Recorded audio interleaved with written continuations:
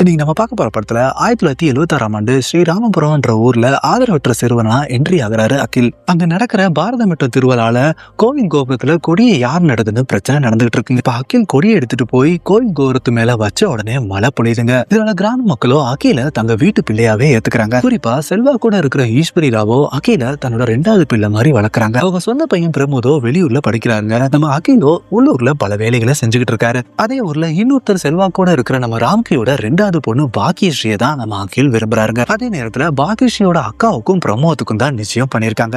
ஆனா பாக்கியஸ்ரீயோட அக்காவோ லெட்டர் எழுதி வச்சுட்டு ஓடி போறதுனால நம்ம பிரமோதோ பாக்கியஸ்ரீயை கல்யாணம் பண்ணிக்க வேண்டிய சூழ்நிலை ஏற்படுத்துங்க. ஆனா கல்யாணத்தன்னைக்கு பாக்கியஸ்ரீயோ நான் அகில தான் விரும்புறேன்னு சொன்னதுனால பிரமோதோ நம்ம பாக்கியஸ்ரீயை அகிலோடய சேர்த்து வச்சிடறாரு. ஆனா ட்விஸ்ட் என்னன்னு பாத்தீங்கன்னா நம்ம பிரமோத் தான் பாக்கியஸ்ரீயை விரும்பி இருக்காரு. ஆனா அது தெரியாம வீட்டுல பாக்கியஸ்ரீ அக்காவோட நிச்சயம் பண்ணிடுறாங்க.